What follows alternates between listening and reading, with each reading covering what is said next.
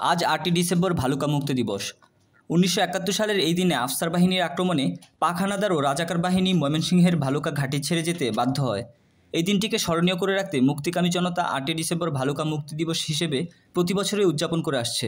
তারই ধারাবাহিকতায় দিবসটি যথাযথভাবে পালনের লক্ষ্যে উপজেলা প্রশাসনের আয়োজনে পরিষদ চত্বর হতে একটি বর্ণাঢ্য শোভাযাত্রা বের করা হয়। বীর মুক্তিযোদ্ধা, প্রশাসনিক কর্মকর্তা, রাজনৈতিক সংগঠনের নেতৃবৃন্দ, সামাজিক সাংস্কৃতিক সংগঠন ও সুধীজনের অংশগ্রহণে শোভাযাত্রাটি স্থানীয় স্মৃতিসৌধে গিয়ে শহীদদের প্রতি শ্রদ্ধা জানিয়ে পুষ্পস্তবক অর্পণ করেন। পরে বীর শহীদদের আত্মার মাগফিরাত কামনায় বিশেষ মোনাজাত করা হয়।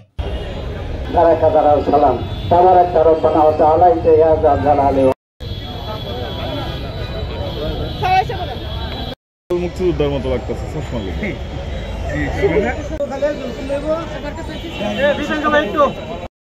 সেনাবাহিনীর হাত থেকে আমরা মুক্ত করেছিলাম এবং যে দলকে মুক্ত করেছিলাম সেই দলে আমি একজন সদস্য ছিলাম।